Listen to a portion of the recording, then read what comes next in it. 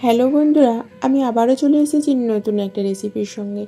আজ আমি আপনাদের সঙ্গে শেয়ার করব এই যে নিরামিষ লাল শাকের রেসিপি। তো শাকের গোড়াগুলো ছিল, প্রথমে আমি কেটে ফেলে দিয়েছি, ধুয়ে পরিষ্কার করে নিয়ে এখন আমি কেটে নিচ্ছি বড় বড় সাইজ করে। কাটার পরেও কিন্তু আবারও ধুয়ে নেব। এরপর আমি আলুটা কেটে নিচ্ছি। আলুটা আমাদের সকলেরই একটা কনসেপ্ট আছে যে মাছ মাংসর আলু আলাদা রকম হয়, আর এই চচ্চড়ি ঘন্টর আলু আর এক রকমের হয়। তো আমি এখানে যেহেতু ঘন্ট টাইপের করব, তো সেই কারণে এই যে এরকম সাইজ করে কেটে নিলাম। তো চলুন এবার আমি এগুলোকে পরিষ্কার করে ধুয়ে নিয়েছি। অফ ক্যামেরায় উনানটা জেলে কড়াইটা বসিয়ে দিলাম। এখন এখানে রয়েছে কিছু গোটা জিরা আর গোটা মৌরি, এগুলোকে আমি অল্প একটু গরম করে নিলাম আর এইভাবে হামানদিস্তাতে করে গুঁড়িয়ে নিচ্ছি। এরপর কড়াইতে দিয়ে দিলাম অল্প একটু সরিষার তেল। এখন দিচ্ছি অল্প একটু মুগের ডালের বড়ি।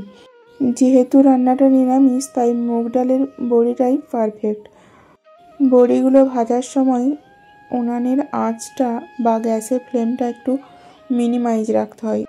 যদি কোনো কারণে হাই থাকে তাহলে একটু আগে থেকেই তুলতে আরম্ভ করতে হয়, তা না হলে জ্বলে যায়।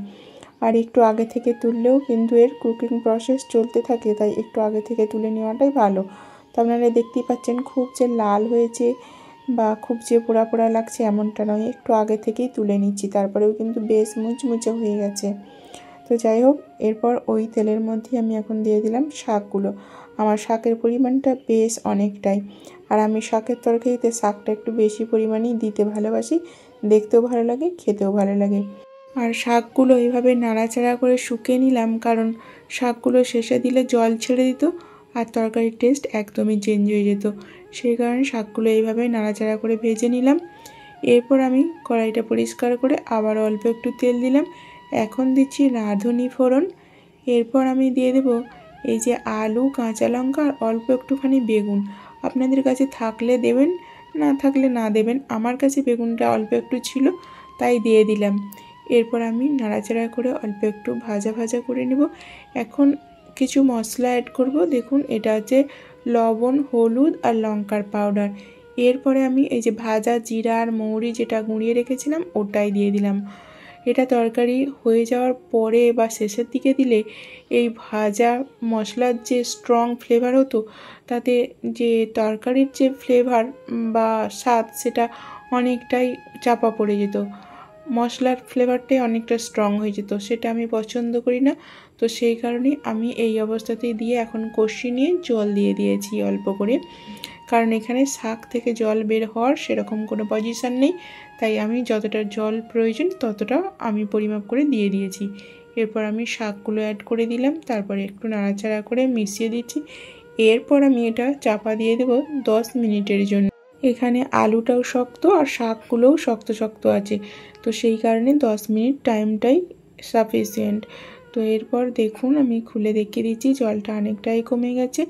এখন আমি এইভাবে নাড়াচাড়া করতে করতে শুকনো শুকনো হয়ে গেলে, মাখো মাখো হয়ে গেলে, ঠিক তখনই আবারও একটু মশলা অ্যাড করব। দেখুন, নাড়াচাড়া করতে করতে এই রকম শুকনো শুকনো মাখা মাখা হয়ে গেছে। এখন আমি দিয়ে দেব এই যে ভাজা বড়িগুলো, এগুলো অল্প একটু গুঁড়িয়েও নিয়েছিলাম কিছু কিছু। তারপর এখন দিয়ে দিলাম চিনি।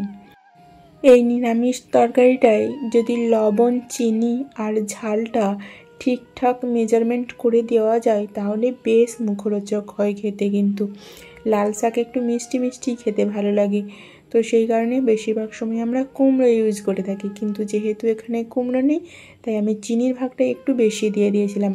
আর কাঁচা লঙ্কা থাকার পরেও কিন্তু আমি লঙ্কার গুঁড়ো দিলাম, আপনারা দেখলেন, কারণ যাতে বেশ মুখরোচক হয় খেতে। তো দেখুন রেসিপিটা আমার কমপ্লিট। আপনাদের কেমন লাগছে অবশ্যই কমেন্ট করবেন, স্বাদটা কেমন হয়েছে অবশ্যই আমি বলবো।